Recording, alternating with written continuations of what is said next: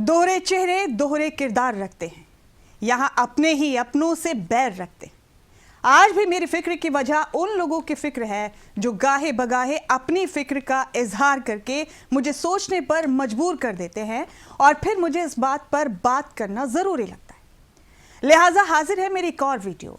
आज मैं बात करना ज़रूरी समझ रही हूँ बॉलीवुड अदाकारा जानवी कपूर मैडम के बारे में, जिनका गुस्सा बांग्लादेश में हुई 2 लोगों की लिंचिंग ने 7वें आसमान पर पहुंचा दिया और जिससे बेचैन होकर मैडम लोगों को दर्ज देने लग गईं कि अगर ऐसी बर्बर लिंचिंग पर आपको गुस्सा नहीं आता तो ये पाखंड है जो हमें बर्बाद कर देगा।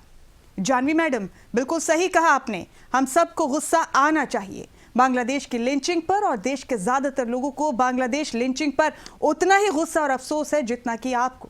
उन कातिलों को सख्त से सख्त सजा मिलनी ही चाहिए। लेकिन मैडम जानवी जी, हमें जितना गुस्सा बांग्लादेश की लिंचिंग पर आता है उससे ज्यादा गुस्सा आप जैसे लोगों की मुनाफकत यानी पाखंड पर आता है। बल्कि गुस्सा ही नहीं, खून खौलता है। गैर मुल्क बांग्लादेश की लिंचिंग ने तो आपका गुस्सा और जमीर जगा दिया, लेकिन आपका वही गुस्सा तब कहां सोया हुआ था जब हमारे अपने मुल्क में सैकड़ों बेगुनाह दलित, मुस्लिम और आदिवासी मासूमों को ऐसे ही जानवरों के नरभक्षी झुंड ने निगल लिया। मैडम, आपको बॉर्डर पार की हैवानियत तो नजर आ गई, लेकिन अपने मुल्क के अपने हरिओम, अखलाक, जुअल शेख, अफराजुल, तब्रेज, सुबुकान सहाय, अथर और उन्नाव की बेटी के पिता, उसकी मौसी नानी और उत्तराखंड की मासूम अंकिता भंडारी पर की गई हैवानियत दिखाई नहीं दी। ऐसी दर्दनाक घटनाओं ने आपका गुस्सा नहीं जगाया। ऐसे वाकयात से आपको नहीं लगता कि ये हमें खत्म कर देंगे। मैडम, असली पाखंड इसे ही कहते हैं जो आप कर रही हैं।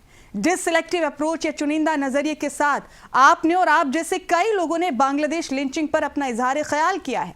इसे कहते हैं पाखंड।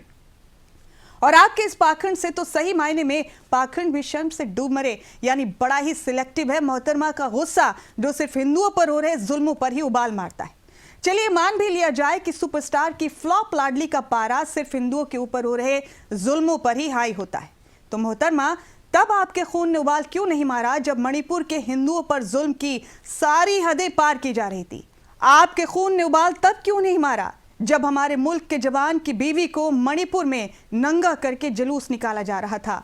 बड़ा सिलेक्टिव है मैडम का गुस्सा, जो अपने मुल्क के भाइयों और माँ बहनों के कत्लेआम पर उबाल नहीं मारता, लेकिन गैर मुल्क में हिंदुओं पर हो रहे जुल्म के लिए ही आपका गुस्सा उफान मारता नजर आता है। असली दोगलापन मैम इसे ही बोलते हैं। जानवी जी, ये कोई फिल्म का सीन नहीं है, ये रियल लाइफ है। इसमें सच बोलने की जहमत कीजिए। यहाँ आप किसी डायरेक्टर की लिखी हुई स्क्रिप्ट की पाबंद नहीं है। हमें मालूम है कि आप अपने करियर के मुश्किल दौर से गुजर रही हैं। आज हमें पता चला कि इतनी बड़ी स्टार की बेटी होने के बावजूद, इतनी बड़ी विरासत की वारिस होने के बावजूद आप बॉलीवुड में क्यों पैर नहीं जमा पा रही। सब कुछ जानते हुए भी जितनी मासूमियत से आपने ये ट्वीट किया है, उतनी शिद्दत से आप अपनी फिल्मों में अदाकारी करती तो शायद आज आपको ये पाखंड से भरा ट्वीट करने की जहमत नहीं उठानी पड़ती। फिल्म में तो कई बार एंड तक नहीं मालूम होता कि क्या होने वाला है, सस्पेंस बरकरार रहता है। लेकिन आपके इस ट्वीट के पीछे क्या छिपा है, उसमें मेरे साथ साथ किसी को भी कोई शक, कोई शुबा नहीं है। हमें समझ आ रहा है जानवी मैडम दूसरी कंगना बनने के रास्ते पर हैं। और हाँ, इसमें बहुत ताजुब ना कीजिएगा अगर आने वाले वक्त में बांग्लादेश फाइल्स के नाम से कोई मूवी आपकी खिदमत में बनाई जाए और उसमें ये मैडम मुख्य किरदार में नजर आए।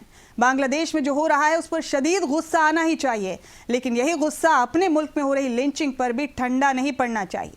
मेरी फिक्र आज ये है कि क्या हम सब के लिए किसी की लिंचिंग के दर्द को बगैर मजहब को बीच में लाकर महसूस करना इतना मुश्किल है कि हमारी बहुत से जिम्मेदार राजनीतिक हस्तियों के साथ साथ देश के बहुत से लोग भी लिंचिंग जैसे घिनौने और दर्दनाक वाकयात पर मजहब के बुनियाद पर अफसोस जताते हैं?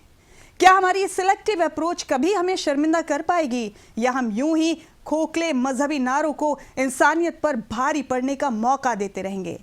सोचिएगा जरूर। जय हिंद, जय भारत।